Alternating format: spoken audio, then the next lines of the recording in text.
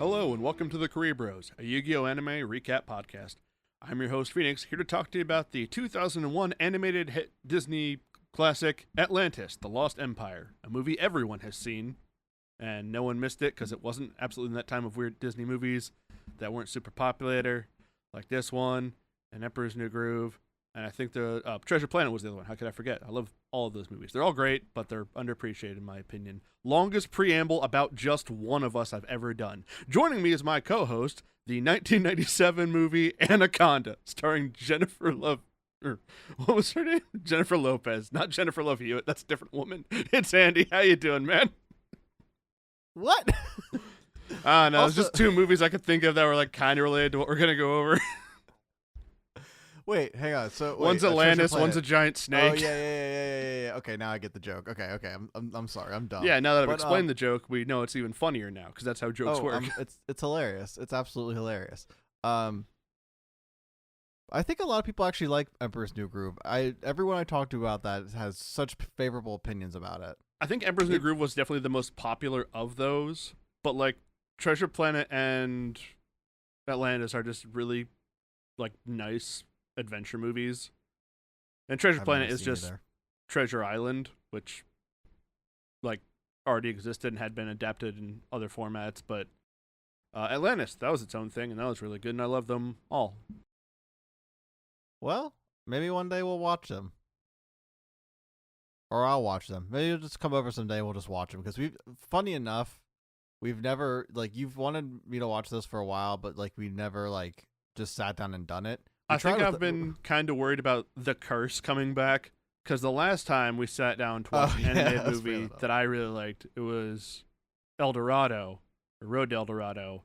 And you were horribly sick from what we had for dinner. Yeah, so we went to, I think it was IHOP, and I got chicken and waffles, and I guess something was undercooked there because I'm like halfway like we got back to your place, we sit down and watch the movie, like 10 minutes in, you're like, I gotta go to the bathroom. No, it wasn't 10 minutes. We were. It was like a good half hour to like 45 minutes, I will say. But like I was distracted for a majority of the movie because my stomach started hurting really badly, and it just felt like something was just sitting and just killing, like just stabbing my tummy. Well, you see, the chicken was still alive, so it was pecking at the sides. Yes, it was. But the real funny part was that me and our other friend who were watching the movie didn't really notice that you hadn't come back until the movie was like almost done. We were like, "Hey, where'd Andy go?" And I'm like sitting, like I have. You should have seen the sight of me when I was on the toilet, like just like holding on to the bowl for dear life, like trying to just like hold steady because if I fell, I'd fall on the toilet. Why do they call it the restroom? I'm fighting for my life in here. It was exactly. It was so rough, and then I crawled up the stairs to my bed and just laid down. And I told my mom, because this was back when I still lived with my parents. I told my mom, I was just like, "Can you just see them out? They can't see me like this right now." They wouldn't want me anymore. I was pathetic. I was a pathetic little sick worm. It was awful. But at least it was just like minor food poisoning. Very, very minor. But so I don't think that'll happen. Just make sure we don't get something that could make me sick before we go see them. All right. Yeah, see, we can do it. It can happen. Well, that's something for the future. Right now, we're going to be covering the final 8 episodes of Yu-Gi-Oh's 4th season, Waking the Dragons, the Legendary Heroes, the Orichalcos arc, the one with Atlantis and Darts and the other guys. And we're doing this because it's 8 episodes, because there was no really good way to break it down. Because like they're dueling for like 6 of these 8, and the last 2 were like really quick, so I didn't want to do like a 6 episodes and then a 2 because the 2 would have been super short, and I didn't want to repeat the end of Battle City. Yeah, we didn't want to have a We Fucked Up episode again, so we just said, fuck it, we'll just do it the other way, see if we like it this way. I don't know how...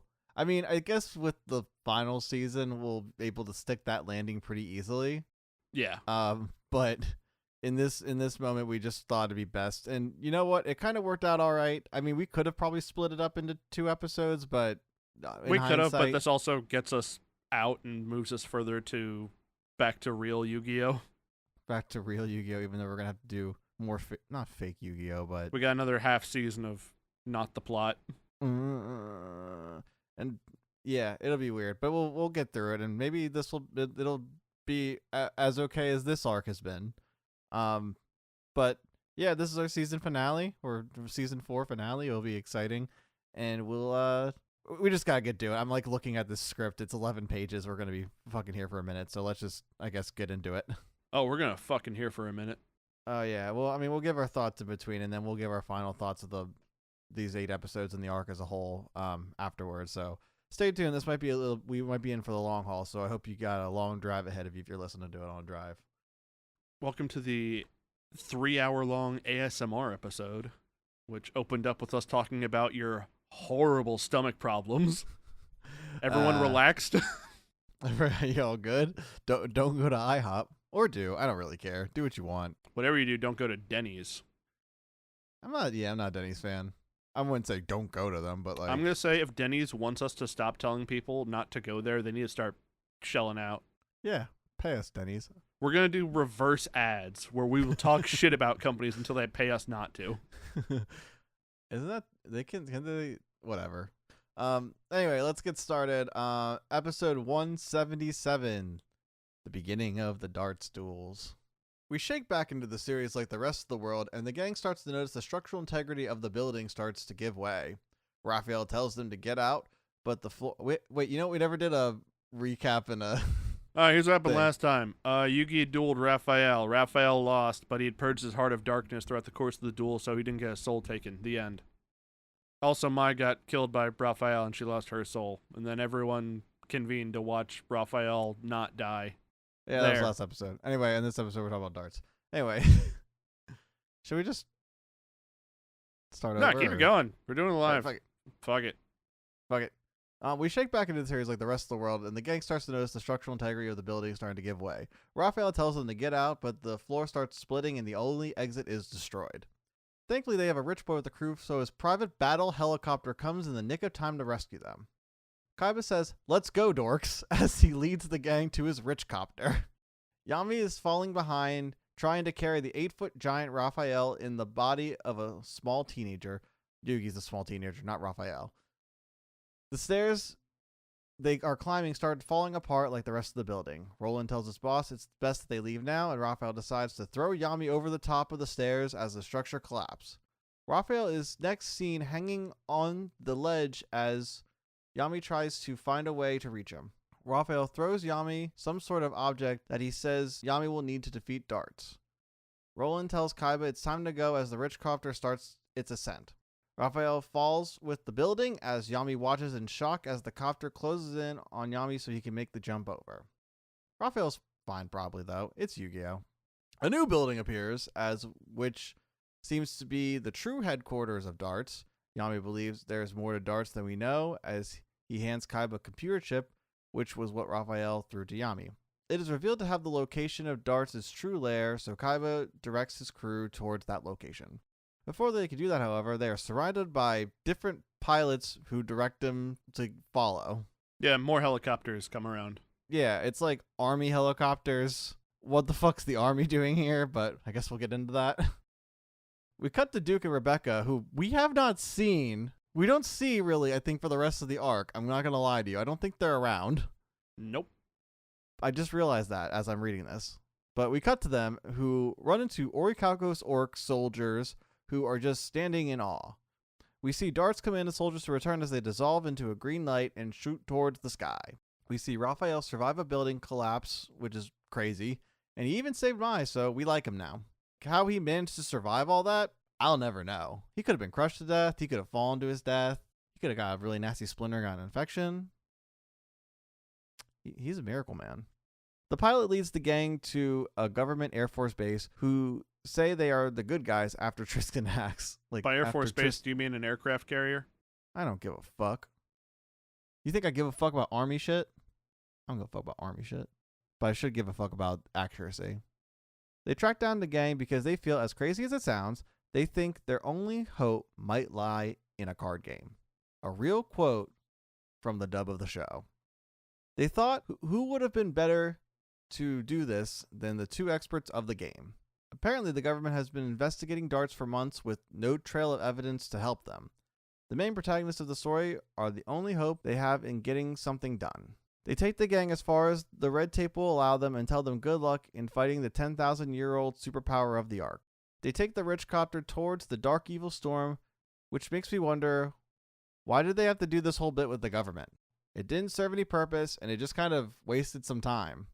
Couldn't they have been doing something about darts or Duke and Rebecca? You couldn't have some sort of dialogue with Yami and Kaiba or the gang? Like, what kind of purpose was this government stuff for? Well, you see, we had to pad time. But I gave you 4 options right there. But you see, you're someone who wants the show to be good. They want the show... Full stop. They want the show. That's all they want. They want the show. These were one of the things that kind of confused me, because they weren't afraid to do flashbacks or pad time with like meaningless dialogue. Why did it mean more coming from a guy with a mustache and a army hat? You know, it doesn't matter. I don't know. Really weird. But kind of irrelevant as we move on. As they head towards the danger ahead, Darts is doing ritual shit while Kaiba and Yami lock in. They all enter the lair and take in the interior designs of the building. They see all the stone carvings of those who've lost their souls during the Ark. And over the years, honestly. Darts appears in some bursts of flame with some witty evil guy banter. He's full evil guy dialoguing most of this time, I would like to warn everyone. Kaiba demands his company back, Yami demands the peace and safety of those who fell victim to the Orichalcos back, and Dart says no, as he needs them for the Great Leviathan. He reveals he's stole millions of souls over the last 10,000 years and that they deserve their fate. The room is revealed to have people from all different points in time, as you can see their fashion choices from the different ages. Dart has been doing this to build back the energy needed to bring back his great beast. Kaiba shrugs this magic mumbo-jumbo off and just wants the duel for his company back, and Yami jumps in as Kaiba can't do this by himself. Darts' dual disc appears while Kaiba and Yami do the cool synchronized dual disc active move from the Ark's intro in the dub. I don't know if it's in the sub. The final battle of the season is now underway. Before we get to that though, we cut back to the indestructible giant in Raphael, who has just collected Valen's body, who is probably still propped up on that fence. Raphael tells the corpses that he will save them, the dead corpses that have no soul. Yeah, he throws them in a jeep. Yeah, he's like, I got you, we'll save you, don't worry. We cut back to the final duel as all 3 duelists start with 4,000 life points. Kaiba takes the first move and plays the magic card White Dragon Ritual to discard Vorse Raider to ritual summon Paladin of White Dragon. Kaiba then uses his monster's effect to sacrifice it to special summon Blue Eyes White Dragon. Kaiba passes it to Yami as he makes a ritual summon himself, playing Black Luster Ritual, sacrificing Valkyrion the Magnet Warrior to ritual summon Black Luster Soldier, a remnant from the Duelist Kingdom era. And I thought like at this point they would do like Black Luster Soldier Envoy of the beginning, or is it the end? Beginning? What? The Black Luster Soldier Envoy of the beginning, right? Yes, that's the beginning. Yes. Chaos Emperor Dragon Envoy of the end. Yeah, I had that one. But that like I thought they would kind of do that, like, or like it would make more sense to do that at this point. But maybe it's still not a card yet. I'm 90% sure Chaos Emperor Dragon shows up in the next arc. I think the soldier shows up in GX. I know the soldier shows up in GX. I do know that, but I thought maybe it was around when... I know Kaiba has Chaos Emperor Dragon, because it'll come up later. We'll get there. We got 7 more episodes. But talk about a blast from the past. 2 monsters with 3,000 attack points on the first turn, but I'm sure this is child's play to Darts. Mokuba says that they both have their ace monsters out, and that is not Yugi's ace. That is not Yuki's ace at all. That's not the Dork Magician. I would say even the Dark Magician of Black Chaos is more of an ace monster than Black Luster Soldier. Yeah. Yeah. It just has more cards that say if Dark Magician is on the field, do some bullshit. As long as Dark Magician is in the name, it's his ace monster. Darts takes his turn and plays the Seal of Orichalcos while villain monologuing, and the vibe shifts intensely. I do notice the Orichalcos mark does not appear on Darts' forehead. Is that because of the jewel headpiece he wears, or something else? Regardless, Darts plays Orichalcos Gigas with 900 attack included with the bonus. He also sacrifices 500 life points to summon Orichalcos Cutora, or is Cutora? Yes, Cutora. Who is boosted to 1,000 and then passes turn. Kaiba draws and starts laughing, thinking he already has this in the bag. He plays Polymerization to fuse his special monster 3 times to summon Blue Eyes Ultimate Dragon. Yami takes his turn and also uses Polymerization to fuse both monsters on the field together to summon Master of Dragon Soldier with 5,000 attack points. You remember this card from another filler arc. Yami activates a trap card called Meteor Rain for piercing damage on the defense monster and has him attack Gigas to get the W while they both do the call forth attack, or like they both call forth the attack, thinking they have saved the world in 2 moves. If only it were that easy. Well, what they don't know is we have like 7 more episodes, with 4 of them being a duel with darts. So actually, it's actually more like 5 now. So obviously the attack fails. As the attack connects, a bright life engulfs the duelists where they reappear floating in space while standing on a Orichalcos seal. Darts appears and tells them that they are in a vision that is being communicated to them by the Orichalcos. Darts tries to prove that humans have spent their entire existence surrounded by dark energy and that has contaminated the world. He prepares to tell the duo of his backstory and when he found the Orichalcos when he was the king of Atlantis as the episode ends. Anything to add? No, I'm just waiting to drop the strange reference that comes up in another part when Darts talks about things that happened in the past. Good Christ. All right, well, let's move on to episode 178 as we return to the lost city of Atlantis 10,000 years ago, isolated from the rest of the world. Seemingly a paradise, or so Darts thought. They were a peaceful society who seemed to be able to coexist with different spiritual creatures when suddenly the Orichalcos rained meteors down upon the society, apparently. I guess. I don't know. It was kind of a little unclear in the dub. Kaiba is not interested in story time as his mind is always on the card game. You know Kaiba, he's a fucking freak like that. Yami does seem to be invested in the backstory though, so we continue on. He's like, Kaiba, shut up, I'm listening. The stones that rained onto the society made advancements in their technology that we do not see today as there are flying cars and more futuristic landscape, which is just weird. like in Atlantis, the Lost Empire, 2001.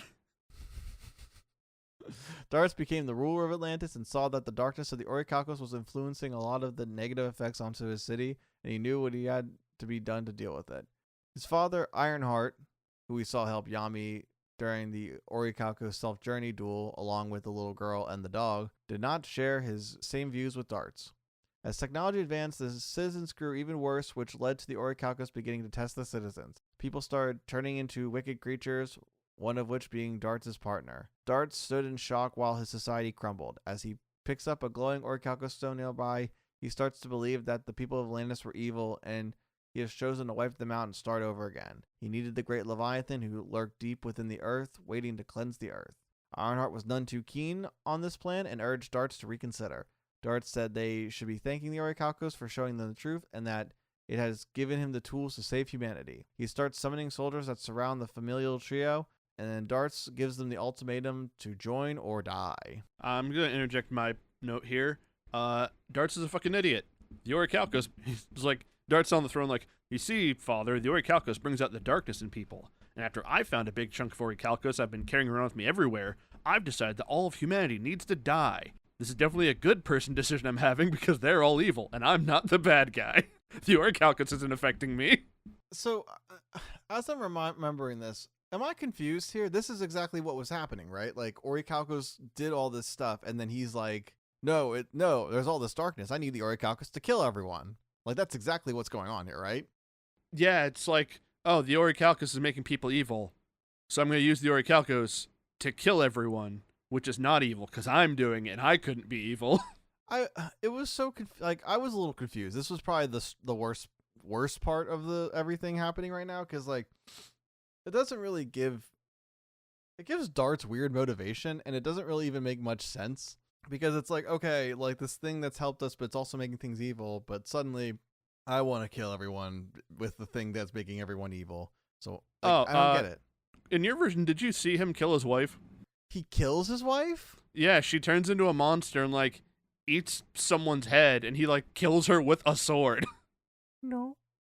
No, I did not. Well, he did that. This arc is more metal than I thought. That guy, look at the pussy version. That would have been fun to see. The show goes crazy sometimes.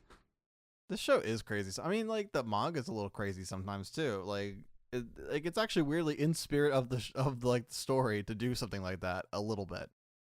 I don't know. It was weird. So they obviously the familiar trio obviously refuse and try to escape. Darts brings out more soldiers and leads them to start cleansing the world of all their wicked humans. Ironheart, his granddaughter, who is Darts' daughter, and the dog, who I can't remember the name of, all go to the secret temple where they see like stone carvings of monsters which are revealed to be the super awesome Dragon Go Guy cards, and they use their power to build their own army. The war ended without a victor, but Atlantis crumbled because of it. The army was scattered across the world waiting to be needed again while Leviathan was drained of its power and sealed away. Darts spent the next 10,000 years gathering enough energy to break that seal, and with Kaiba and Yami's souls, Darts can make that a reality. Kaiba interjects, saying that they already beat him with their Master of Dragon Soldier's last attack. Darts says that attack failed, so the duel is still on. They all reappear back on the duel field with both protagonists having 4,000 life points, and while Darts has 3,500, who didn't lose a single life point thanks to Kutora. Nice for them to take this entire episode to give us a flashback before we get back to the fucking duel. I know, but at least okay, but I get it because we haven't had enough time to do Darts' backstory, and I'm sure there could have been a couple episodes where we could have done it, but fine. Like, I understand why they're doing this. So, whatever. It's six parts. We'll get enough duel. Darts takes his turn and brings back Gigas, who is coming back stronger with 1,400 attack. Darts can't draw because of this effect, so he plays Orichalcos Deuteros, which expands the original seal of the Orichalcos with another seal, making it stronger. We cut to Raphael doing motorcycle tricks out of an airplane and driving upstairs at Darts' lair when we cut back to the duel. The first effects of Darts' new seal gives him 500 life points for every monster Darts has on his field each turn, so he gains an extra 1,000 life points. Gigas then goes to attack the Dragon Master, but then gets destroyed. Kutora absorbs the damage, and Gigas returns even stronger. This is the Sliper Loof perfected. And like when I was reading this, I wrote a little note saying, damn, I'm actually curious how they get out of this one. Gigas comes back with 1,900 attack. Yami is curious of this plan as Gigas needs to attack 7 more times to gain that power, but he thinks the heart of the strategy might be in Kutora.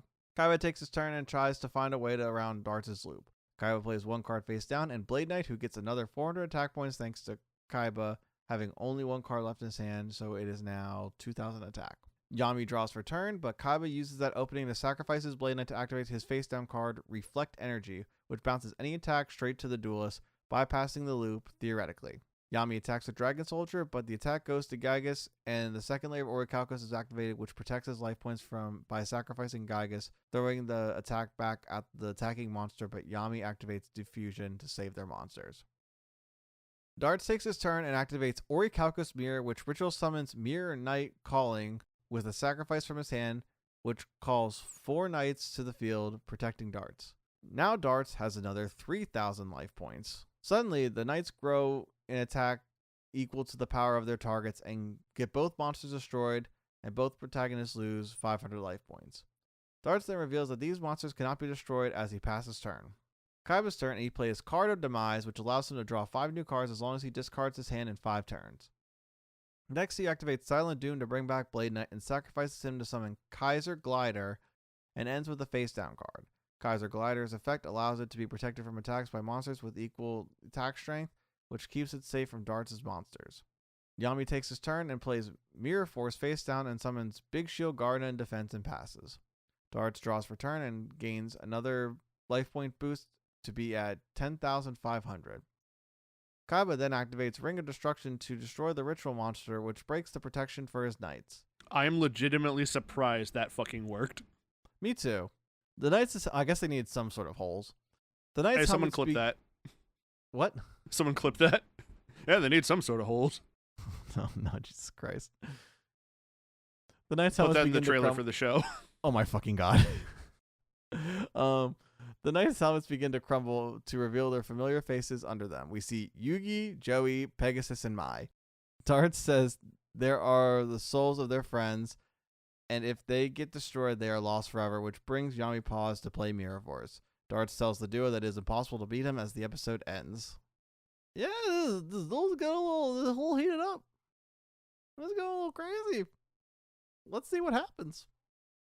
Well, I'll tell you what happens as we move on to episode 179, which opens up with us being reminded that Raphael is doing some shit in the background, as we see the same footage we saw at the beginning of the season, I'm pretty sure, of a seaplane flying over an island with a temple on the top. A motorcycle gets released from the back of it with Raphael on it, and he starts to go up the tower, which I'm pretty sure we saw the Three Musketeers do also. Yes, something like that. And because I completely missed this until it comes up later, I'm going to say right now, the island he is being dropped on is the one they are dueling at. That is the same temple. Yeah, I learned that this episode too. It was a little weird. Crazy. In the duel, Darts tells the Yugi Knight to attack the Pharaoh, but it doesn't. And he's like, oh yeah, they got souls in them that can just not listen to me. Which feels like Darts is a fucking idiot for thinking this would work out. Because if he just chosen damn near anyone else. And yeah, but he knew if he had a pick Rex and Weevil. Oh, you saw what Yugi did to Weevil. Oh yeah, he's his soul's in a coma. His soul's doing the Yamcha pose. That's like how it came in. He was like doing the Yamcha pose in the little slab. Mm-hmm. Yo, they gotta do some edits of the slabs. The people got their souls taken. Just different anime characters got taken out. Someone should do that, please. Can we get the Omaewa Moshinderu Nani? We should. Isn't that, what was that, Fist of the North Star? Yes. Ah. Darts will set a card and pass turn. Kaiba plays Pot Agreed, then cost down, reducing the level of Different Dimension Dragon so he can summon it without tribute. He then attacks the My Mirror Knight, and what the fuck, man? She's the one person over there whose soul you don't have beef with. There's Yugi, Joey, and Pegasus. Why'd you say fuck her for? Why did you say fuck me? You could have released on Pegasus. He at least kidnapped your brother. Kaiba asks Darts where the souls go when the monsters die, and Dart says he doesn't know, which Kaiba says, good enough for me, and keeps attacking. He says something along the lines of like...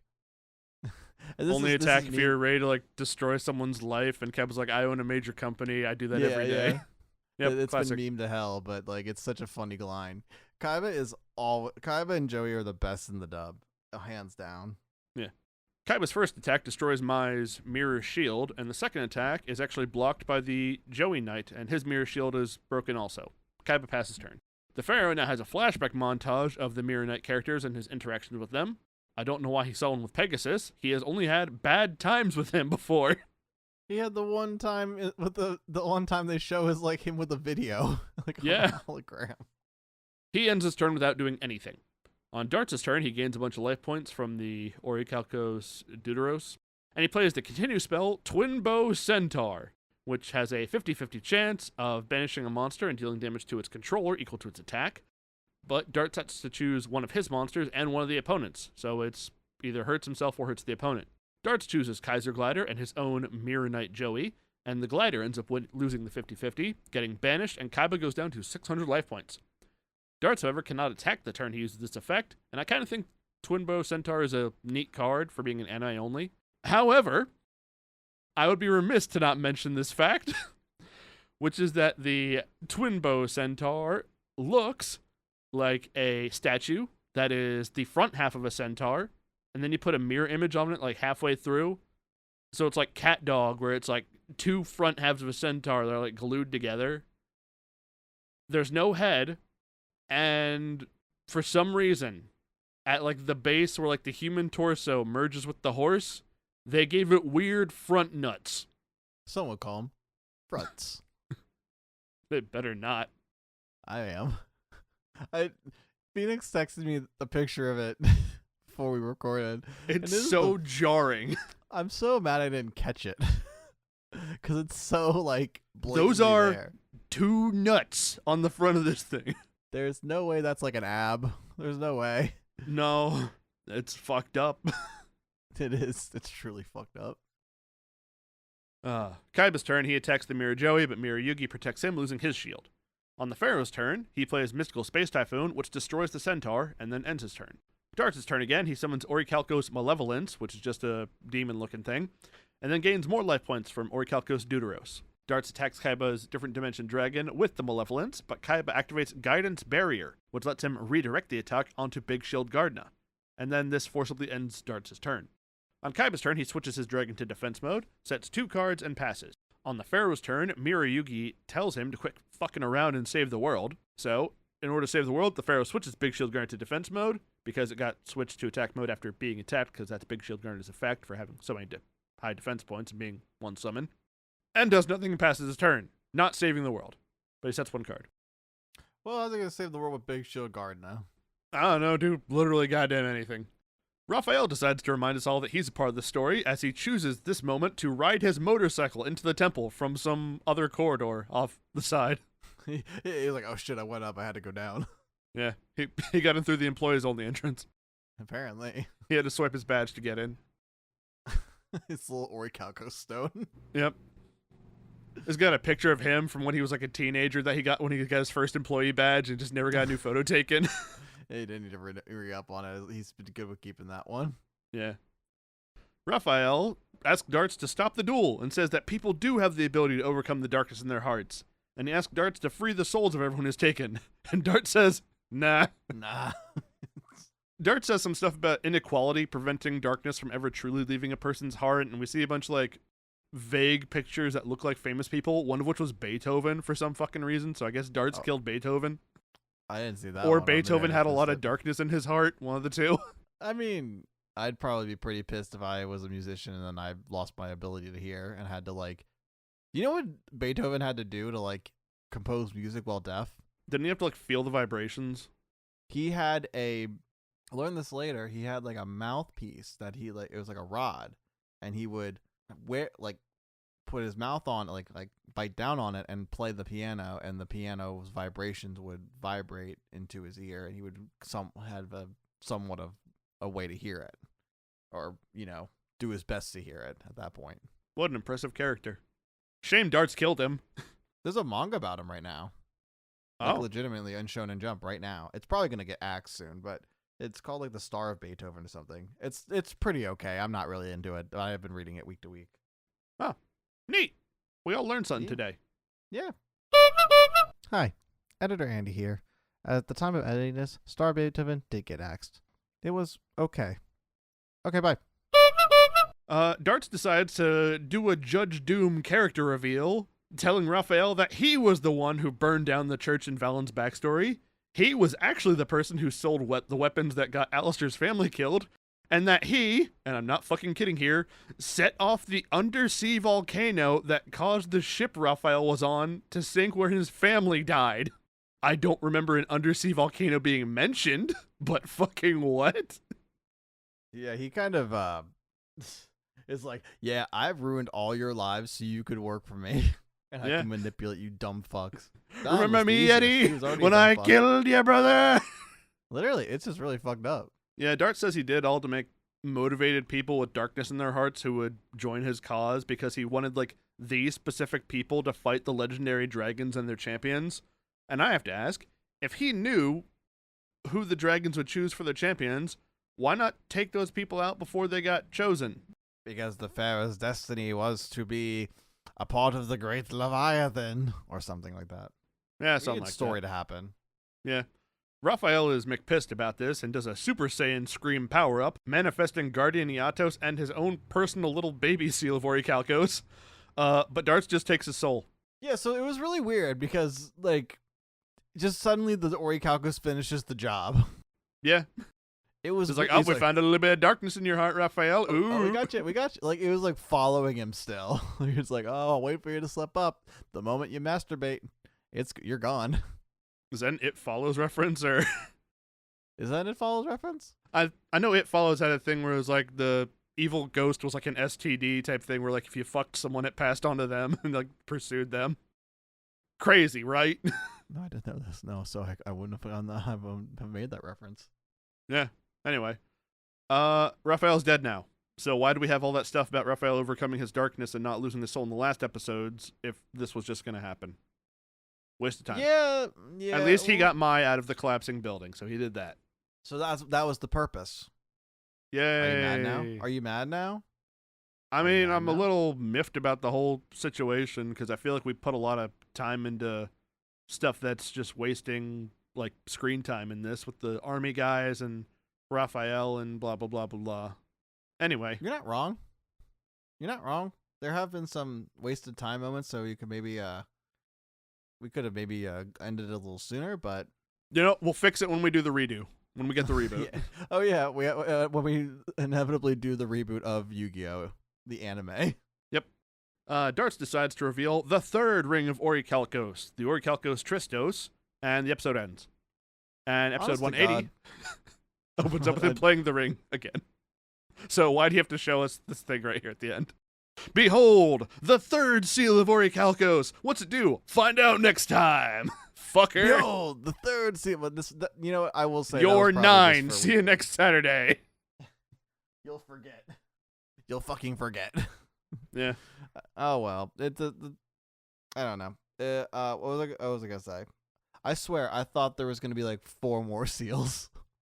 Like, you're just gonna keep adding a seal every turn. There's gonna be some sort of bullshit ass pull fucking. Behold, effect. the seal of Orichalcos. This is an actual like SeaWorld seal.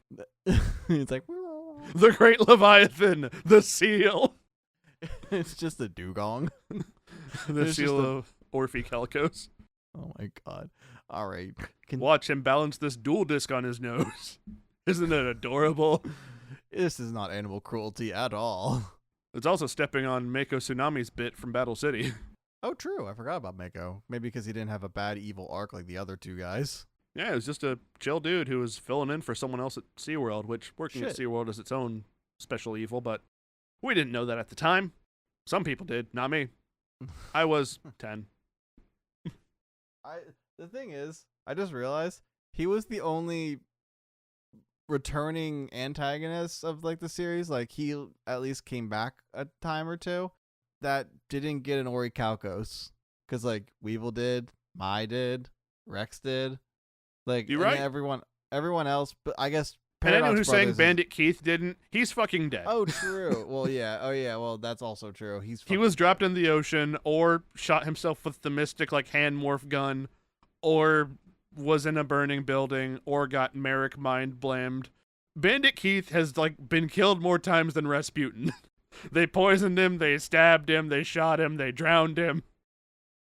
He like I don't know how, I forget how he exactly died in Yu-Gi-Oh! R, but like I guess like after his duel with Joey, his soul gave out or something. He just went away. He just was like, I'm gonna say right now, Kuribros headcanon for his character in Battle City who like left the burning warehouse after his duel with Yugi. He promptly ran into traffic and got hit by a car. A bus. Yeah, the same one that took out that chick from Mean Girls. Exactly the same one. There you go. The same exact fashion too. Like he like stops and like talks to someone in the middle of the road, mid sentence gets hit. He's like, "Oh God, these kids and their ancient Egyptian artifacts, they're in your mind," at blam. Yeah, like just random bystanders, like, what the fuck? And that random bystander was Mako Tsunami. There we brought him back. But what he didn't know was on the side of that bus was an ad for SeaWorld, and that's where he went. There, we brought it back.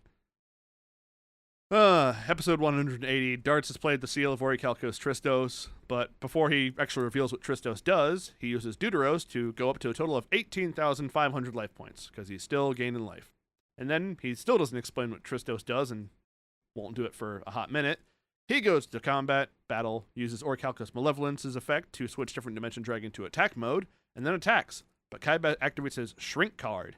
And this is where Orichalcos Tristos comes into play, because it prevents Darts' monsters from being targeted by cards, so it just negates the Shrink. Yeah, Tristos prevents his monsters being affected by opponents' spells and traps. Or targeted. One of the two. He says they can't be hurt by them. Something like that effect. Orichalcos Forteros, which makes you basically invincible. Which doesn't exist. Orichalcos the Fifth, which is Beethoven's Fifth Symphony. Boom, brought it back. Boom, callback. Except it's actually the dog Beethoven, one of those movies. Oh yeah, I forgot about those movies. The The attack continues, but the Pharaoh plays Ambush Shield, tributing his Big Shield Gardener to give Different Dimension Dragon an attack power boost equal to Big Shield Gardener's defense. Malevolence is destroyed, but Bart's? Bart. Yep. Yeah, Cowabunga, Orichalcos. Don't have a cow, Pharaoh. Different Dimension Dragon gets an attack boost from the Big Shield Gardener's defense stat. Malevolence is destroyed, but Darts takes no damage because Qtora is still doing its thing. Someone should do something about that. They won't. They will soon. Darts declares the Mirror Knights can't disobey him while the triple seal of Orichalcos is in effect and has them all just kick the shit out of the Pharaoh real quick. But when the Pegasus one attacks him, the soul of Pegasus telepathically communicates to the Pharaoh and says, use the blank card you got from Industrial Illusions, which I had completely forgotten that was a thing. I know, that was like, oh, that's how they win. That one card that was blank that they had forever. And I guess it doesn't appear blank anymore? Will we finally get it? When I'm reading this in the show, I'm like, that'd be weird for the Pharaoh to put like completely blank card in his deck. When the Pharaoh's like, oh, well, lucky for me, I did put that blank card in my deck. Like, what the fuck, man? I guess that is heart of the cards for realsies. Yeah. Why couldn't it be like the other legendary dragon cards where they just appear in the deck on their own? I guess because he made it? Sure. We have Pegasus here. We might as well do something with him. Yeah, he's dead in the manga, so. Oofa. Dart sets a card and passes. On Kaiba's turn, he draws/plays the Fang of Critias and fuses it with the Pharaoh's set Mirror Force to make Mirror Force Dragon. He attacks the Mirror Knight Pegasus, but activates his dragon's effect to absorb the Mirror Shield reflecting the damage, which, why didn't the previous Mirror Shields deflect damage when they jumped in the way to protect each other? I don't know. It's that. Right. So Kaiba's Mirror Force Dragon attacks the Mirror Knight Shield, which reflects the attack at the Mirror Knight Dragon, Mirror Force Dragon. The Mirror Dragon attacks the Mirror Knight, which reflects it at the Mirror Dragon, but the Mirror Dragon reflects that reflection. I've sent you the thing before of the Godzilla vs. Kong like joke bit, where it's like just PNGs of them all like on the ships. And Godzilla's like, I have a gun, and he shoots King Kong. He's like, I'm immune to bullets, and it bounces off of him. Godzilla says, so am I. It bounces back off of him, and King Kong goes, go what? And gets hit by the bullet and explodes. Is this the monkey thing? No, it's a different thing. But anyway, that's what I just thought of right now. So if anyone knows that precise video I'm talking about, you know what's happening. Phoenix is going to show me after we record, I guarantee it. Yeah, probably. Anyway, the Mirror Force Dragon blows up all the Mirror Knights. Woo! And they're all dead. And also Orichalcos Qtora. Yay, finally. Hopefully nothing bad happens because of that. Well, something bad happens because of that. Oh no! Darts reveals that when Orichalcos Qtora is finally destroyed, it summons Orichalcos Shuneros, and it has attack power equal to all the damage that Qtora has absorbed since it entered the field, giving it a grand total of 20,000 attack points. Big boy. But it does get weakened anytime it battles with another monster. Yes. Its arms then detach into Orichalcos Dextia and Orichalcos Aristeros, which both cannot be destroyed as long as Shuneros is on the field, and they always have 300 more attack than whatever they battle. And I hate these anime-only cards. They get so just convoluted and stupid. Yeah. Shuneros is a real card, though, but it doesn't do any of that shit. It does something more not broken. No, it's like can only be summoned if like your normal monster is destroyed, and then like it prevents normal monsters from being destroyed. Which I guess works with the actual Orichalcos cards, which like prevent special summoning. So I guess they had planned for, I say planned, they had made, when they finally made like the Orichalcos seal a real card, they're like, I guess they want it to be like non-effect monsters. I don't get it. Not a good card. It's a shame that they didn't like try and put a little more like playability in like a lot of these anime cards. Yeah. Shame. Really missed market. Yeah.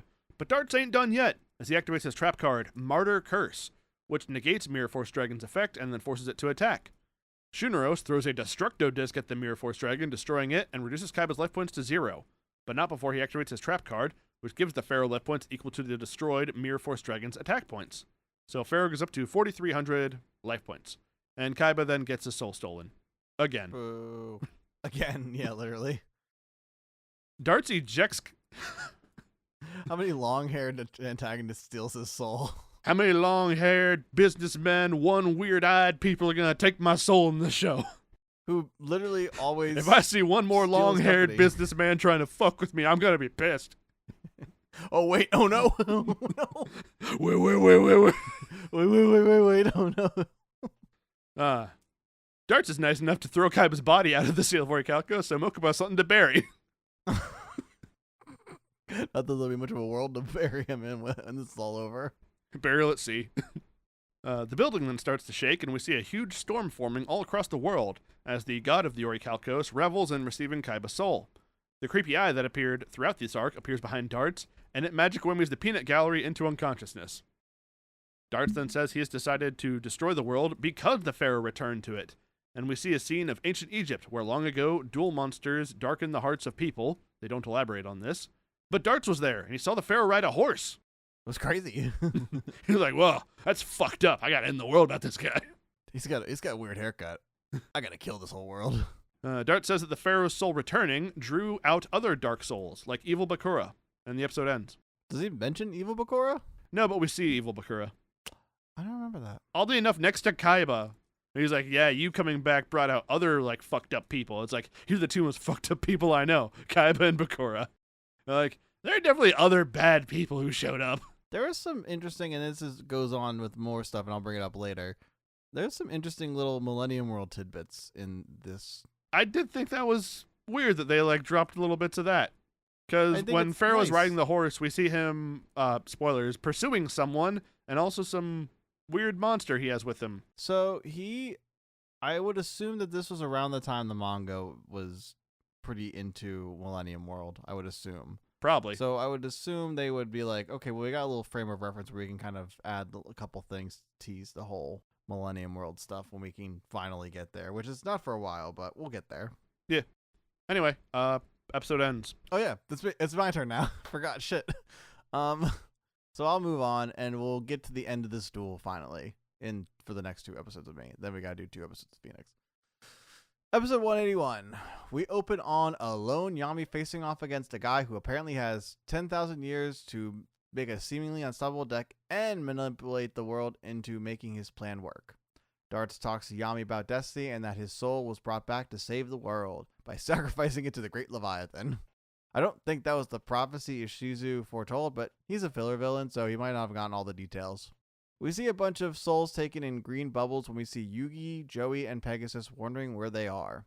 Let's see all the others who matter who lost an Orichalcos duel as they all head towards the eye of the Great Leviathan. Yugi tells the two that they can still be saved if Yami beats Darts, but Joey is worried as they see Kaiba is with them, which means the pharaoh is alone. Yugi gives a friendship speech, which means he's never alone, but Joey has his doubts, which is crazy because Joey's usually all in on that shit. Pegasus then says the card he gave Yami at the beginning of the arc is the key to defeating Darts, so it's up to him to play it. Pegasus divulges more in the fact that the monsters are spirits from a different world and that humans would play their shadow games to conjure up monsters from that world. The 3 super awesome Arc Dragon cards are the guardians of the gateway between like that world and the real world. He says that they aren't what they appear to be, and he created a card to unlock that special power. He searched far and wide for more info on the dragons, but nothing turned up, which is when he figured out they might actually be humans. We then learn in the battle with Darts 10,000 years ago, Darts turned these warriors into dragons to weaken their power, so the cards will reverse this like curse to bring back that power Darts once feared. We get back to the duel, where Darts has almost 20,000 life points and Yami with 4,300 life points. Yami tries to reason with Darts that the Orichalcos is fucking with him, but Darts responds that Yugi represents the darkness that is within all humans and must restart the Battle of Atlantis to wipe this darkness clean. Yami has had enough with words and wants to play a children's card game, so he draws for turn. Yami plays Pot of Greed to draw 2, and then summons Obnoxious Celtic Guardian in defense mode and 1 card face down. Darts takes his turn, and his life points go up to 20k, and his monster is 300 points stronger than whatever it was facing. So Darts has Dexia attack Celtic Guardian, but Yami reveals a trap card called Soul Shield, which has Yami give up half of his life points to block Darts' attack. Darts tries to play mind games with the whole being alone and just give up to be with his friends kind of shtick on Yami. He tries to gaslight Yami into thinking he has sins to pay for and he should just submit, It almost works. He gets all green-eyed and glowy, and he's like, I must submit. I must give up the duel. Duh. But then he starts to remember his friendship, and then the show cuts back in. As the circle starts to enclose on Pharaoh, which is weird because he didn't put his hand over the duel disc. Like, we didn't put his hand on the duel disc. His Millennium Puzzle starts to glow and pushes the circle back, much to Dart's surprise. Which is kind of my surprise, too. Because tears don't fall on a Millennium Puzzle, and pajoom? Crazy. It was a cool shot, though. We see all the other characters who had screen time besides Weevil and Rex surrounding Yami as Darts wonders why his soul was saved. Yami tells him Darts made him look inside of himself and he found the light of friendship and no magic can take that away, and they will win this fight and take him down together. As he has his big friendship speech, he draws for turn and has his Heart of the Cards come through as he draws the Pegasus Mystery card. Yami plays the Legend of Heart, which has him give up 1,000 life points and remove Celtic Guardian from the field to summon all the dragon cards in their true forms as legendary knights. They are all voiced by their respective card owners' voice actors, at least in the dub, and look eerily similar to the card owners. Like, Tamias looks like Yami, Kratos looks like Kaiba, Hermos looks like Joey. They all have like little differences. Tamias has an eye missing, but they all have 2,000 attack points. They do some fancy sword swinging and strike the ground, causing the bad guy field spell to utterly be eradicated. Darts is not looking too happy as he just lost his super special bad guy card. Yami has the 3 knights attack Aristeros, weakening it, but dropping his life points to 250. Darts takes his turn and has Shinros attack Critias, but his special ability brings back 1 trap card and uses it to bring back Mirror Force, which stops the attack and sends it back to Darts' monster, causing the monster to be destroyed, but become the Divine Serpent Geh? That's what it is. After giving up all of his life points and all the cards in his hand. That would mean he loses, but as long as he has that monster on the field, he's still in the game. Sounds easy enough, right? Get this though, that fucking snake has infinite attack points. So what the fuck is our boy Yu gonna do now? Oh, Orichalco sounds like Ouroboros, which is the loop of the snake eating its own tail, which goes on forever. I get it. Let's not pretend they thought about that. I wonder if they did. I refuse to believe they did. Yami takes his turn and draws Dark Magician Girl and remembers she was the one who first foretold him of the dangers of this arc. So he kind of whispers to her that he will keep his promise as he plays 1 card face down and ends his turn. Darts draws and discards 10 cards from his deck to have his Serpent attack Timaeus, which sends Yami's life points to 0, and suddenly the Orichalcos appears again somehow, whatever, and tries to take Yami's soul but is destroyed. Yami has a face-down card called Relay Soul, which allows him to special summon Dark Magician Girl and keep him in the game as long as she isn't destroyed. This won't matter too much, but at least it's a reason to keep him around. Darts responds to Yami's new challenge with a spell card called Impact Revive, which brings back Timaeus with 500 extra attack points. Yami's confused why he would do this, but Darts reveals the spell card allows his monster to attack again and attack Dark Magician Girl as the episode ends. What's going to happen? I guess we'll find out now as we get back to the final duel in episode 182 as the Divine Serpent attacks the one monster that could lose Yami the duel. Yami then has Hermos use his ability to absorb the power of a monster from his graveyard, which is Obnoxious Celtic Guardian. So it takes his ability to protect himself from monsters with 1,900 attacks or more. Hermos protects Dark Magician Girl and Darts' victory has been thwarted for now. I said that like he wins, but he doesn't. Yami makes his draw and realizes that this is his last chance to stop Darts and save the world. Yami has Critias and Hermos move in for an attack, and they both get a stab in the head. Darts thinks that they got beat, but it seems that they're hanging on tough against this seemingly unstoppable monster. Critias absorbs the power of Attack Guidance Barrier to transfer the attack to Hermos, but Hermos uses his ability to absorb his Magnet Warriors, triple the attack, and send it back to Critias. This causes an infinite loop burned into the Divine Serpent. Yami then has all 3 knights merged together to form Knight of Destiny, who Yami says is stronger than the Divine Serpent for some reason. I guess we just have to take his word for it. Yami goes in for the attack and destroys Darts' monster. Yami wins the duel, much to Darts' dismay, but Darts says all he needed was 1 more powerful soul to bring back the Great Leviathan. Yami demands Darts release the soul of all his friends as the Great Leviathan suddenly appears and fucking eats Darts. We cut to the Kaiba assistants waiting impatiently for their boss and his little playgroup to come back when suddenly a green light appears from the ocean shooting up into the sky, kind of like a Marvel movie. Dark clouds roll in from all over as the army gets notified on what's happening. I guess they're just kind of exposition there. That's all they can be. They could be also just not here. Joey, Kaiba, and Yugi get their soul released by the legendary knights. Kaiba wakes up and tries to wake Bokubo up when everyone else in the gang wakes up too. Taya turns over to see Yugi back into his own body and Joey reunited with his pals. Yami tells Yugi what just happened and that they will face whatever happens together. Mokubo wonders if everyone has been set free, but Joey points out that Raphael is still down and out, so everyone is apparently not freed. Then Roland appears to tell Kaiba of what they are seeing outside as Atlantis rises up from the ocean, hovering in the sky.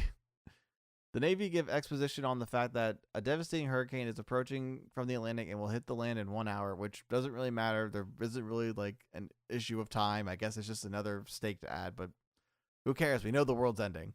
Yugi, Kaiba, and Joey decide to go up to face Darts as they need to save the rest of the souls when they get told about the hurricane.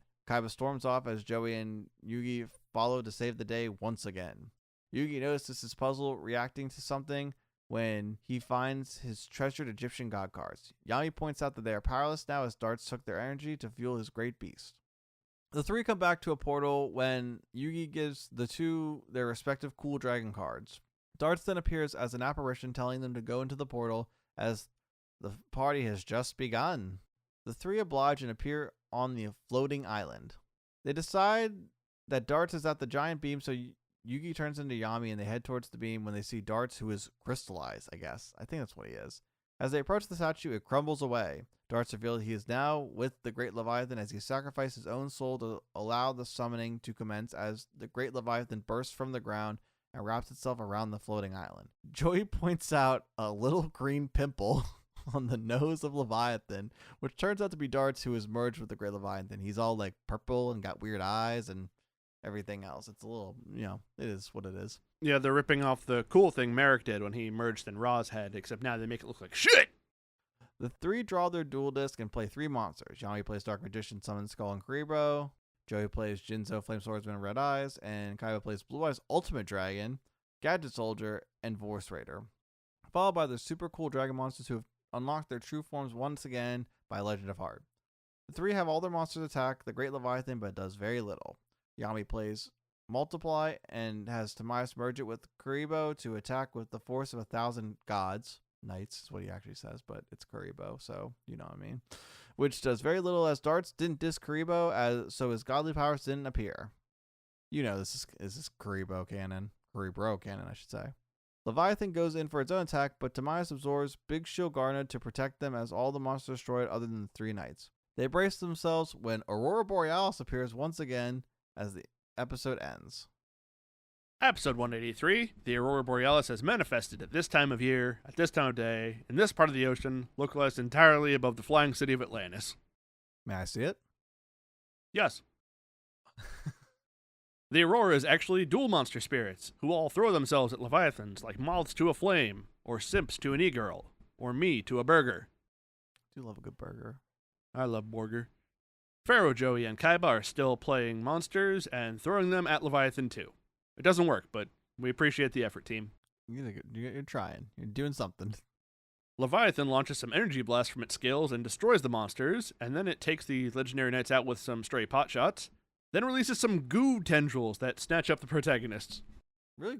I've seen enough hentai to know where this goes. Venom! Oh no, I've seen enough Venom movies to know where this goes. Actually, I've only seen the one. Oh.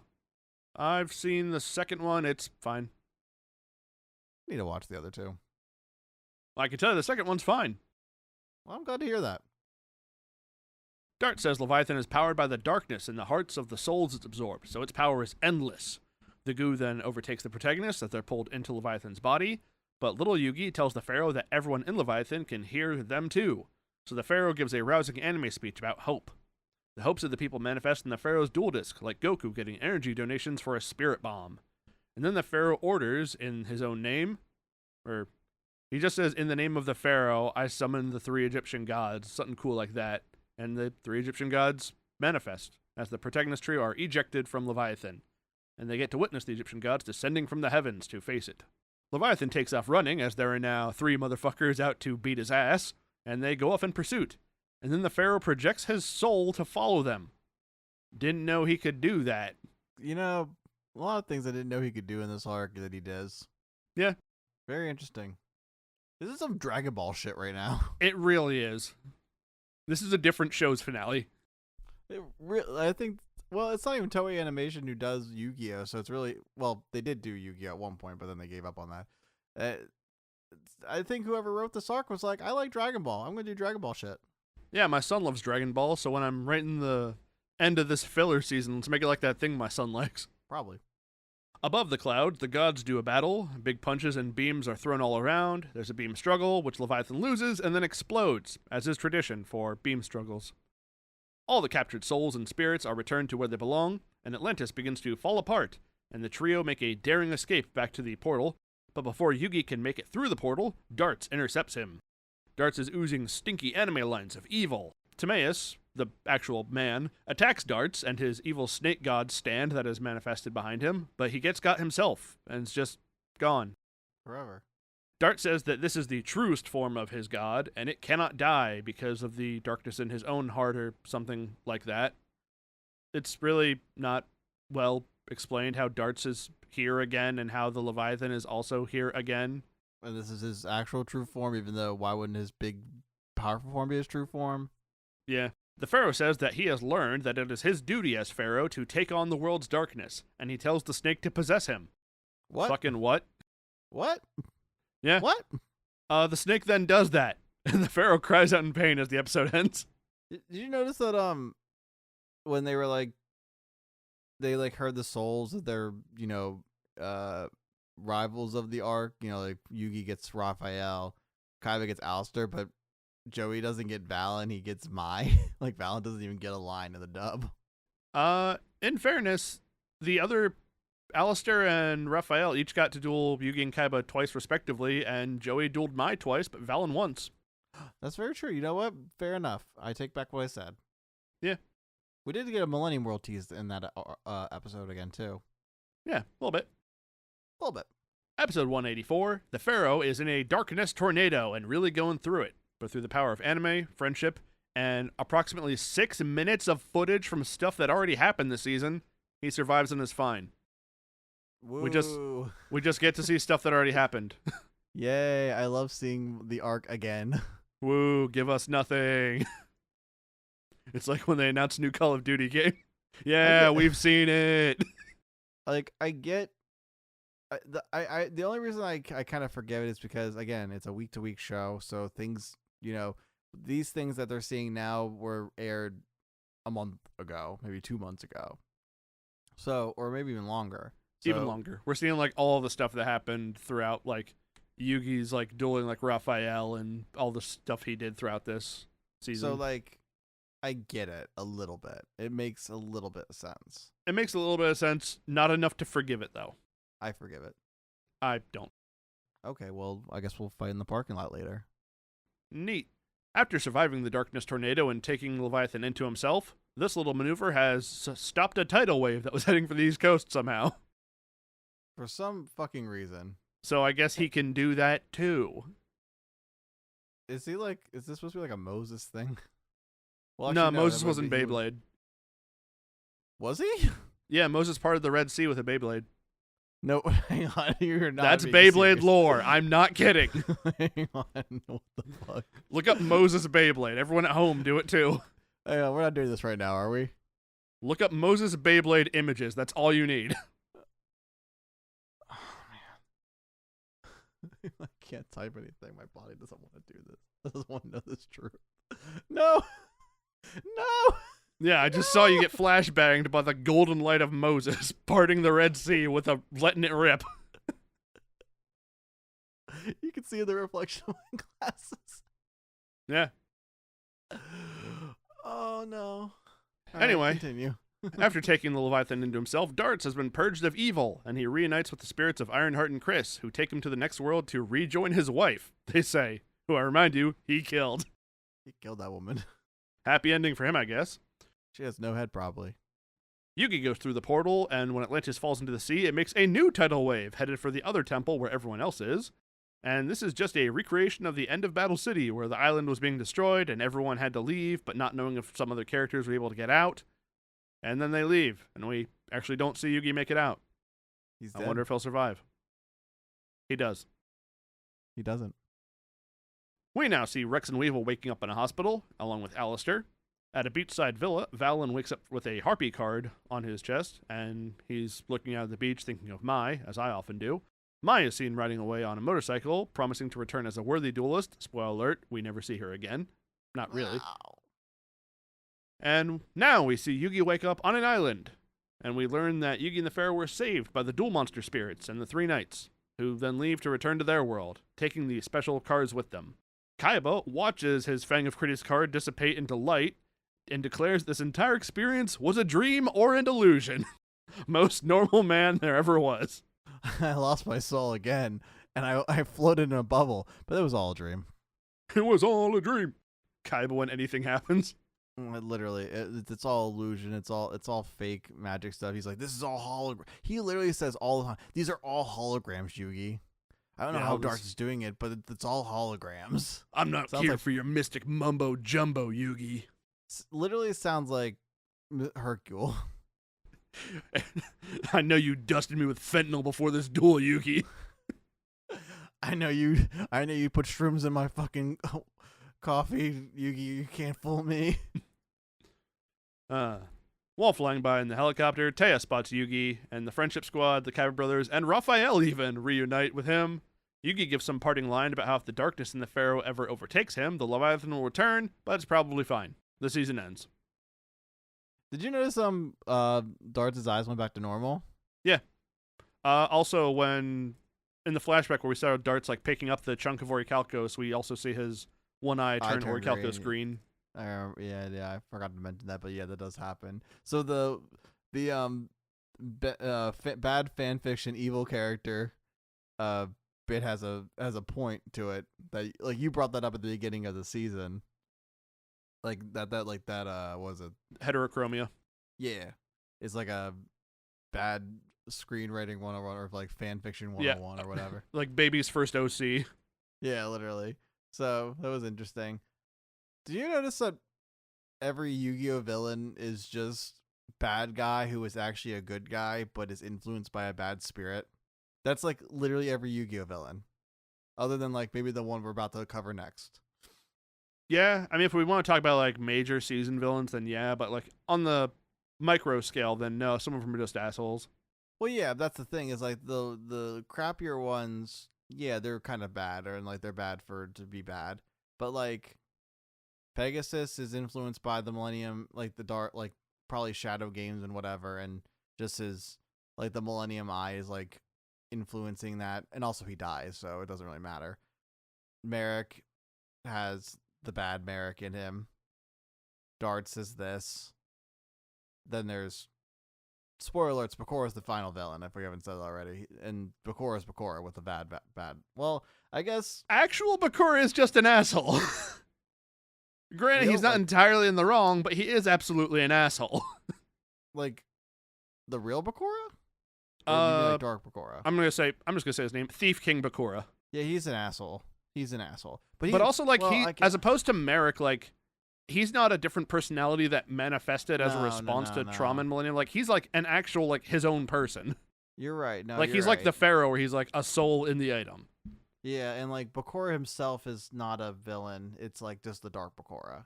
And I think part of the reason is because with friendship being, like, the biggest theme of Yu-Gi-Oh!, it does make sense that they would have to, in the finales where we're actually fighting these guys, bring back the main theme of the show and have them, like, use some form of, like, friendship and goodness either to save the villain from themselves or just to have the strength within themselves they get from their friends to deal with them, as seen with Pegasus, with you getting the strength from your friends, or with Merrick, where you're, actually, like, getting the good part of them back.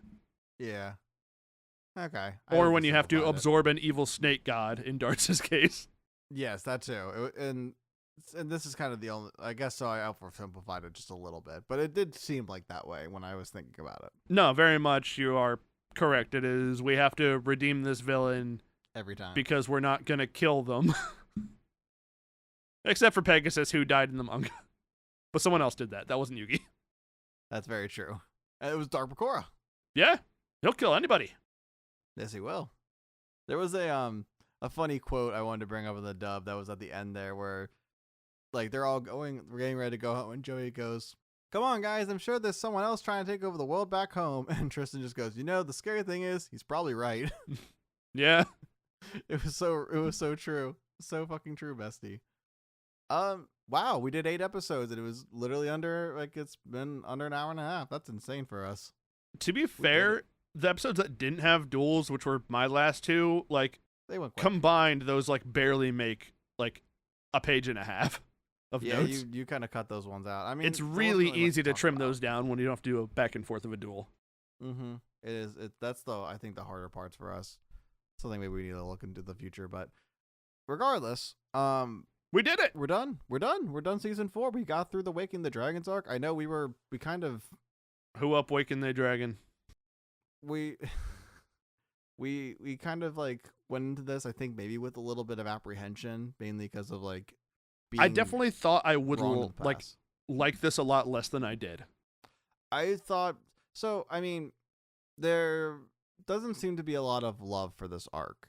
No, absolutely not. Which you and I had mentioned before that I think that this is largely because, and this is also a problem with the Noah arc, where it breaks up the actual flow of the plot that we care about. But this probably gets a lot more flack for it because this is, as opposed to Noah arc, which was half a season, this was a whole damn season. Yeah. That being said, I guess we'll now move into our final thoughts of these episodes and the arc in general. Let's just do the whole arc, and we'll kind of add in what we think about what we think here. This wasn't that bad. No, I kind of like it. There are definitely parts about this I like. I don't hate everything. There's no part of this that I'm like violently like, man, this sucks. I don't want to see this again, which is partly because it's Yu-Gi-Oh! And I love watching Yu-Gi-Oh! But I think like being able to like look back on like all the characters like Alistair, Raphael, and Valen and their whole motivations and stuff, like Darts is kind of the weakest part of all of them. Yeah, there's nothing really like this is one of the things I think they do flub is they don't give I think they give better motivations in the sub than the dub, which I think is one of the bigger pluses of being in the sub, like watching the sub than the dub, because there were times where you had to clarify things, and this is why we do this show. This is kind of actually why we do this show. Yeah, we gotta get both sides of the sub and dub. And yeah, and then the manga when we ever do the manga again. But I liked it more because I got the context of what you're saying. I mean, like I could infer a lot of what they're doing just from understanding how 4Kids cuts things and everything.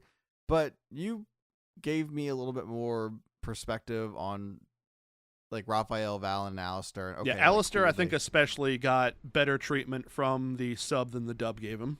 Oh, he got absolutely shafted to the point where he's so paper thin. Like I could have a hard time caring about him.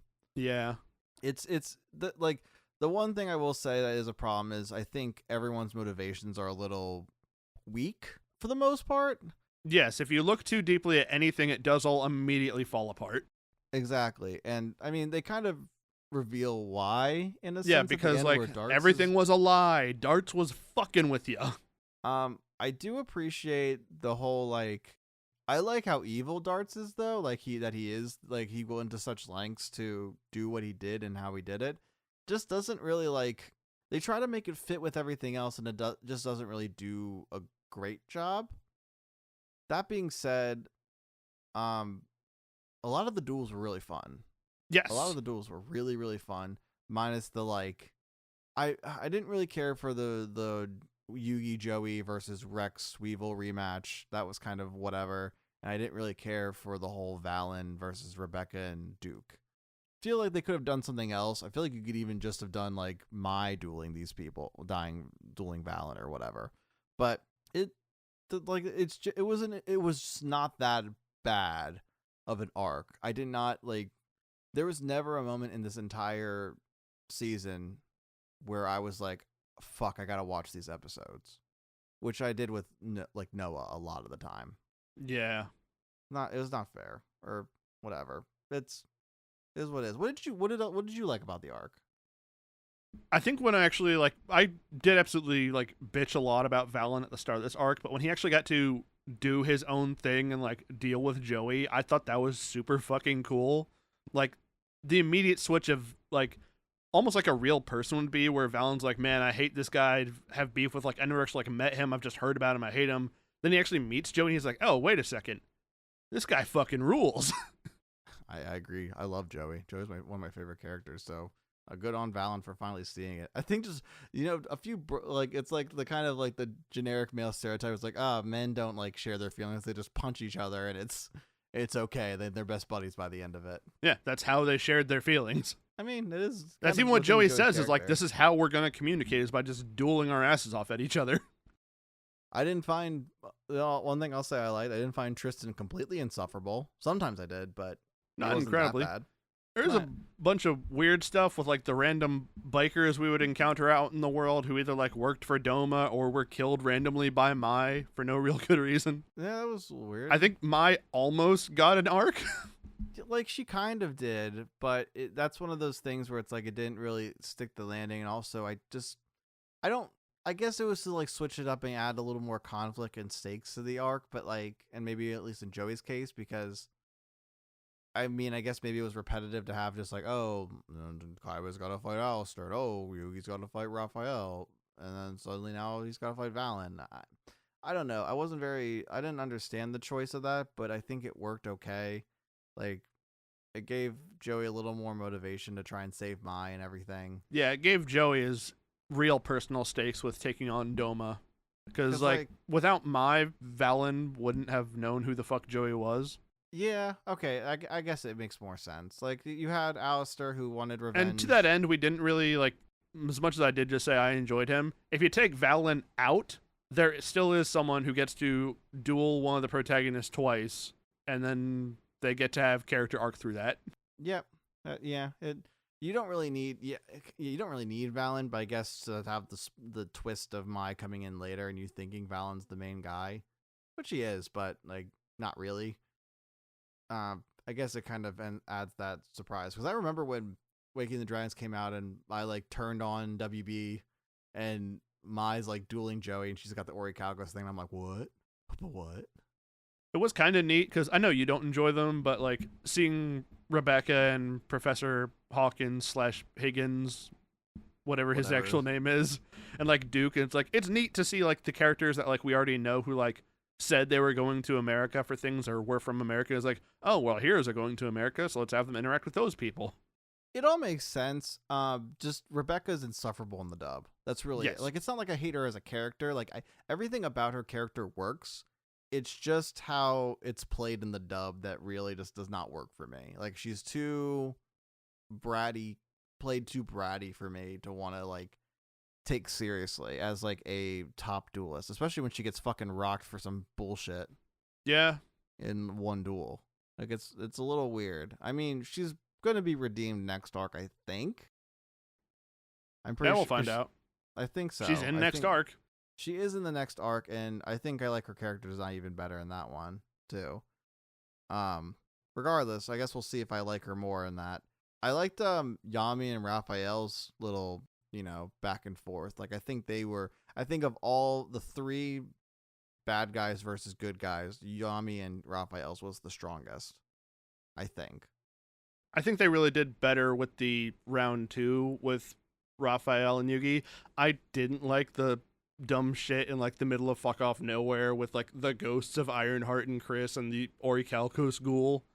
It's like, what the fuck was that? Weird. Like, I get you guys like had a backstory you need to like start talking about, otherwise it would have been like a 10 episode finale with darts to get all the lore. That being said, I don't care. I don't fucking care. The thing is like, I think they tried to make it more of a mystery because they're always like, they're taking all the information and and all this stuff. And it was like they're trying to set it up kind of like how One Piece sets up their stuff. But every time One Piece brings back their flashbacks or like brings that stuff finally up and reveals it all, it's usually it's already set up there already. I think they kind of didn't know what they were going to do, so they had to kind of push it back further and further. Yeah.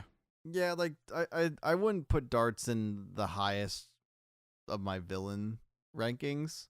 He'd probably be pretty low. But I will say, as we kind of get into these episodes, I did really enjoy the duel.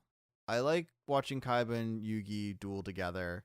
I think that's always a fun back and forth, especially with Kaiba being so fucking crazy about duel monsters and just not like being in such denial about all this shit.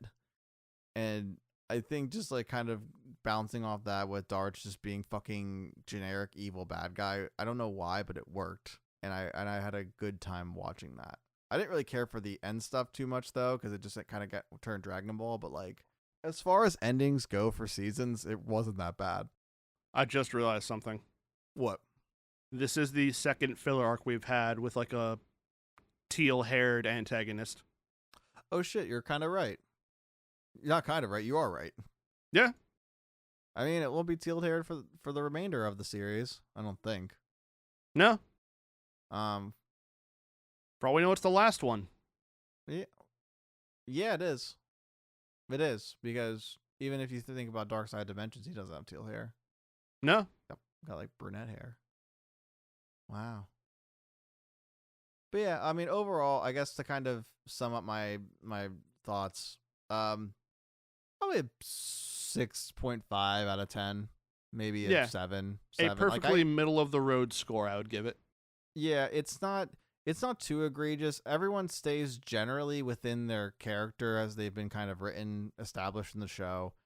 No one does anything really too out of character other than Yami doing the Orichalco's move, which was not shocking, obviously, for us, but like, I'm sure that was a little surprising at the time that they tried to do that kind of twist. And did it work? I think you guys have to decide that for yourselves. I think they were trying to give Yami some sort of inner conflict, and it kind of worked, kind of didn't. Great duels. Really enjoyed a lot of the duels. Think they could have done a little better in the plot department, which I think goes back to my thing with Yu-Gi-Oh! Filler, where they have great ideas. Like the idea of like them fighting like an even older ancient magical evil is right in line with Yu-Gi-Oh! Right in line with that kind of stuff. The Orichalcos and all that stuff and all that kind of setup makes sense to me in a lot of ways. And like it's a decent way to kind of break from the mold and whatever else. But you need to have the story all thought out. You need to have Darts be like hardcore, yeah, this is a good villain, if you want to make us enjoy this more than like, or as much as like Merrick or Pegasus. You need to have that proper setup and dice it out throughout, because just kind of ramming it in at the end there with well, albeit with the Orichalcos soul search, and then just kind of shoving it in an episode of the final duel at the end, just didn't do enough setup for me to care about him, or honestly really any of the other villains too much. But at least the three had fun personalities for the most part that we could kind of work off of. Yeah, they had good designs too. They did. Everyone has great. I do actually like all the character designs. Man, they had that shit on for real. They all had that shit on for real. I think even like I like Joey's outfit. I like Mai's outfit too. Everyone did a great job in that. Just need a little bit more of the story, a little better story in my opinion. So yeah, 6.5. What about you, Phoenix? What are your final thoughts? What is your rating? What are your overall thoughts on this arc? Well, and more proof that you don't really pay attention when I talk, I said I agree with you about the 6.5. A perfectly middle of the road season. Not amazing, but like it's perfectly fine to throw on in the background. It's not hateful. It's not great for Maya's character, but I would call it assassination, so it's believable what Maya went through as far as her character after Battle City into this. Everyone else, we got to see personal growth and like Pharaoh coming to terms with more of himself and sort of accepting like what the responsibilities of a pharaoh would be in the life he doesn't remember, and him getting an idea of what that would be, and Joey learning more about how like I can't just like do my thing and like think that whatever I'm doing is going to be like the best thing for everyone. It's like I can't always reach people with words or even try to. It's like I'm just going to be myself and hope that like I can understand them through that, with his dueling Valen and Mai. And Kaiba was there to say, my dad did that, I don't care. Yeah, Kaiba was kind of the most... Kaiba was there to say, what the fuck are you talking about? I know, but I will say, I do appreciate a little bit more of the sins of the father kind of attacking him here. And like that being the motivation, like that's the most plausible thing that makes sense, because it's either that or like Kaiba like viciously. Yeah, this sins of the father Alistair. Makes a lot more sense than Noah. Yeah, in this one, yes, than the Noah one. Like having someone who like actually suffered from what Gozaburo did come to get revenge on Kaiba, versus here's the stepbrother you never knew existed. He was like, who's also a robot now. he was colonizing fucking Alistair's town. Like, that Yeah. shit's fucked. But then again, that was actually darts. So It was someone. darts for is the sure. weakest part of the season. I'm sorry, he is. He is absolutely the weakest part of the season. He monologues too much. You just know he's this big bad guy, and then he kind of is like, oh, he is a big bad guy, and he also has a lot of ass pool cards, and that's really it. We also get a lot of memes out of the season. Yes, we do. We got do. Draw Monstaccato. We got It Should Have Been Me, Not Him. We got I Destroy People's Lives Every Day. There are other ones, but those are just 3 and saying things in 3 works. There's the him writing a check to get the car is a meme too. That was pretty good. Yeah. We had the Swarm of Evil Rats. That was crazy. That was weird. We had there are just a lot of those good little moments in this arc. The dub, this is where the dub kind of saves it a little bit, is the ad-libbing in this is just stellar. They had fun with it, and I appreciate that. I love when stories, at least even if they know that's kind of campy or they don't take it as, like, I like that they don't take it fully seriously and they can kind of like joke around with it. Yeah. It's nice when yeah. the voice actor is able to have fun. Yeah, you love to see it. You love seeing those kinds of people, stretch their legs a little bit. That's really it. So we're done season 4. We have woke the dragon. The dragon is going to bed. The dragon is sleepy. Good night, dragon. Just like me, I'm going to go to bed. But we will be now moving on, and we have our final season of Yu-Gi-Oh coming up. But before that, But before that, we have our in-between bullshit. So we are doing our month break from Yu-Gi-Oh, and we're going to be not doing any Yu-Gi-Oh for the, well, actually we'll be doing some Yu-Gi-Oh for the next month, but to begin. But our first thing that we're going to do is we're going to watch the Muppet movie. We are going to watch the Muppet movie because I've never seen it. Yeah, and by making Andy watch the Muppet movie, I can use that as an intro to get him to watch other Muppet movies because he'll have context for Muppets. We were initially going to watch Muppet Treasure Island, which is initially like the first thing, but then we just kind of decided we'll just do the Muppet movie first, and then we'll. Yeah, I figured it'd move make more on. sense for Andy to get the Muppet lore before he gets to see other stuff. But Like I'll probably know- make him watch all the Muppet movies at one point or another. So maybe we'll have a recap, or maybe if you guys like us talk about the Muppet movie, we'll do the other ones in other in between seasons. Yeah. Or whatever. Who cares? We'll figure it out maybe someday. Maybe we'll be But- just assholes and put it in the middle of a season. We really just are kind of like over it. We'll switch to becoming the Muppet Show podcast, where we rewatch the Muppet Show. And the Muppet Show, all the Kuribo kind of looks like a Muppet. kind of does. I mean, we could put we could make all our characters look like Muppets in that particular episode. Yeah, just have little hand puppets underneath them.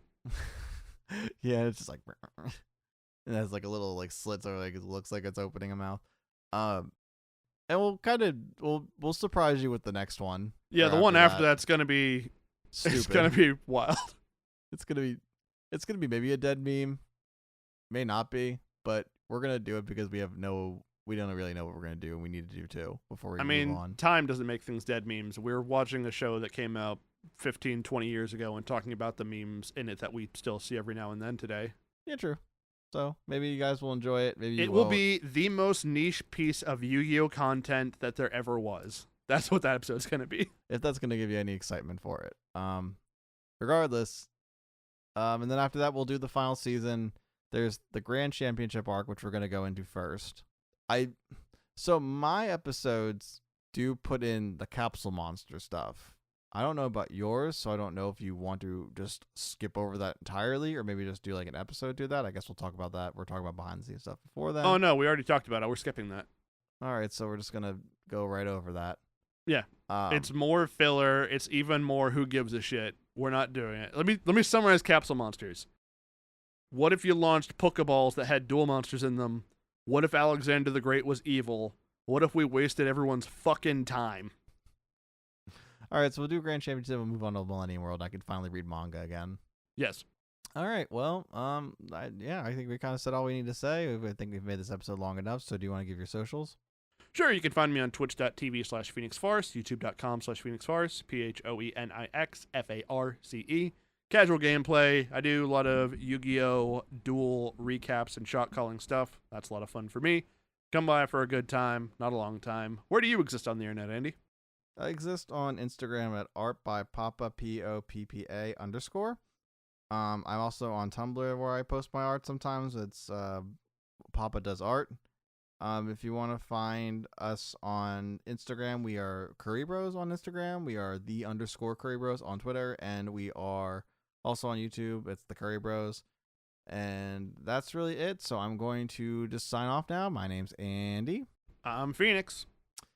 Giddy up and see you in season 5. Actual Muppets, Kermit the Frog. Brat. It's the Muppet Show. Yay! You're going to the Shadow Realm. Ah! He just like Exodia. Obliterate!